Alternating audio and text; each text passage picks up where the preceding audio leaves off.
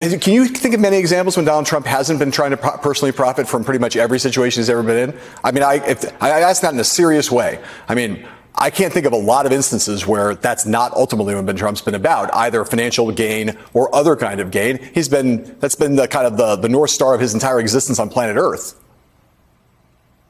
No, that's right, John. And there's plenty of, you think about the Saudi government, you think about the Russian government, you think about questionable relationships Trump's had in the past. I think we really do need to scrutinize whether he was pursuing a personal interest here, and I'm sure that will be part of this. Even without that, though, if the idea is that these rules don't apply to everybody, and that if you're Donald Trump or you're in Donald Trump's circle, that suddenly you don't have to abide by these rules, that upends the entire system. It doesn't work. The rule of law doesn't work. National security doesn't work. Classification doesn't work if some people are allowed to break the rules and other people aren't. And the reality is, as Neil said, just having these documents in Mar-a-Lago is incredibly dangerous. You don't think Mar-a-Lago has been the target of every foreign intelligence service for years? Doesn't exactly look like a hard place to get inside, John, and walk around based on everything we've seen there. So if these were sitting in boxes, even if they're behind a locked door, it's not like they're not foreign adversaries who are able to try to get their hands on that kind of information and learn really important things potentially about our intelligence collection, our nuclear programs. And as Neil said, another point I want to make here is that when he makes this declassification argument, he's not just talking about information like it's a magazine or something. As Neil said, this is a roadmap. Any top secret document likely is a reverse engineered roadmap where you can determine how was the United States gathering this information, or what is the United States doing with its own military intelligence resources? So is Donald Trump arguing that he declassified all those programs with the underlying information that was in these documents? It's a lot more complicated than saying I have a 10-page document that's classified and I just declassified it, because what that document could reveal has profound implications for potentially troops that are in the field for the United States, military resources and plans, nuclear programs, if the Post report is true, intelligence collection around the world. This is serious, serious stuff. And he's defied the laws of gravity when it came to the law and came to his own violations of national security for some time now. I think what we are watching before our eyes, John, is gravity is beginning to exert its pull on Donald Trump. He's done something profoundly wrong, and he needs to be held accountable.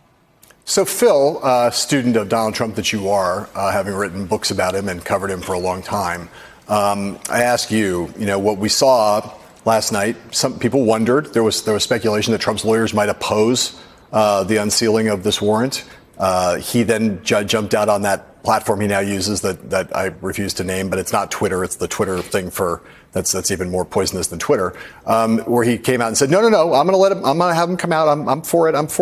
And then, he puts out a statement this morning, which is it's like a classic of the Trump genre, because it goes immediately to Barack Hussein Obama.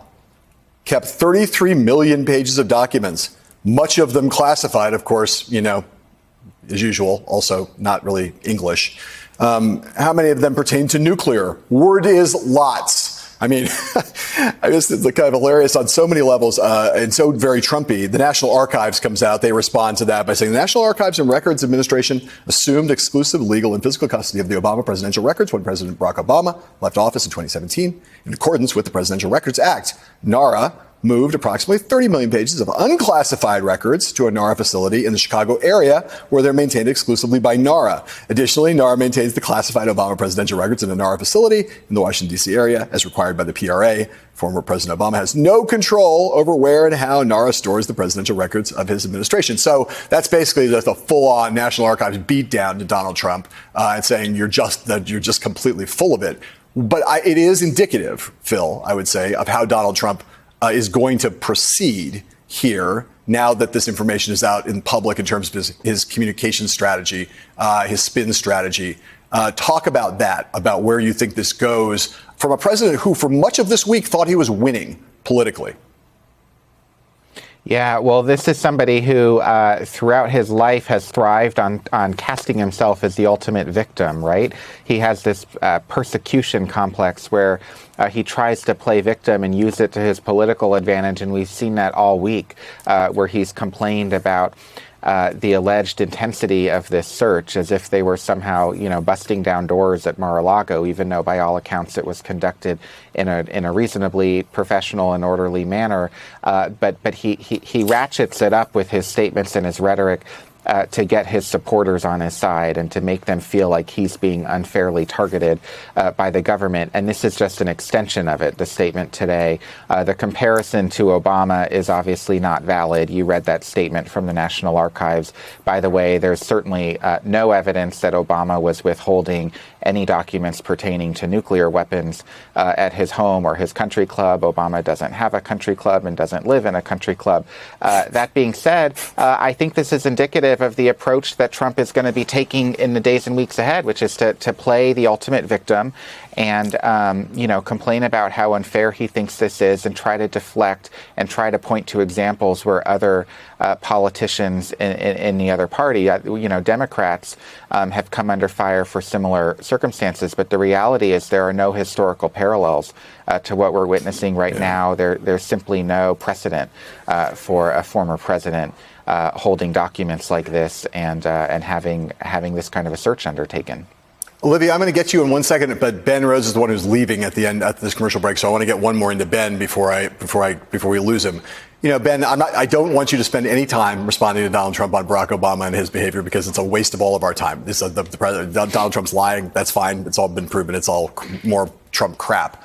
What I do want you to talk about is this argument that we're going to get into now, certainly on the basis of what we can see from Trump and many of his enablers in the Republican Party, which is to say, you know what, he's like, he declassified all this stuff by fiat on his way out the door. That he did all these things were, maybe they were marked top secret, but that was a vestigial tale that's back from the past. As soon as Donald Trump walked out the door, he had the authority before I was still president, and just before the clock struck 1 o'clock in the afternoon on Inauguration Day, he basically declassified all these documents. What would you say to that? Because, again, we're already starting to hear, we're going to hear a lot more of it next week. Well, first of all, as Neil said, that doesn't get him out from under any of the legal heat he's under, right? But I think, secondly, I made the point that, he is making a claim there that he didn't just declassify these documents, but I think then based on what's in these documents, he'd have to be declassifying a lot of the underlying ways in which the information in the documents was obtained. And that leads me to the point that there's no way that Donald Trump went through the normal protocols of declassifying these documents and whatever programs are described within these documents on the way out the door. I don't think any of us believe that he did that. He's using a post facto justification and say, oh, yeah, I actually declassified that. That's not how it works. You have to go through a protocol of declassification and you have to review what is being declassified by taking a certain document like this. And I'd also add, John, we're going to hear contradictory things. We've already heard, we've gone through the cycles of denial. First, that there was nothing there, then that there was plenty of evidence. Then we've reached the phase where it's now Barack Hussein Obama, which, curious that he always uses the middle name in the statement, did this too. We're going to hear that this is by accident. We've already begun to hear this from Trump defenders. Oh, he must have just taken these documents by accident. How can both things be true? How can you say he declassified them, but they also were taken by accident? So I think what we're going to hear is just to paraphrase Steve Bannon, a lot of sewage dumped out into the discourse on this stuff that is going to be contradictory. The bottom line is if he didn't go through the proper protocols of declassifying that information and being clear about what he was taking, then it's like a meaningless defense. It's a talking point. It's not anything that should be taken seriously. And again, it begs the question, the glaring question: why did you need to take this information? Like you leave government, you don't need to take a bunch of top secret boxes with you as mementos. The question that is glaring from all this is, why was it so important for Donald Trump to have boxes and boxes of classified information with him in Mar-a-Lago? What was he aiming to do with them? What's his possible justification for them? And why, when he was asked to give them back, did he not even comply with that order? Okay, so the declassification thing is, I think, nothing but a smokescreen for the fact that he's done something really wrong and gotten caught.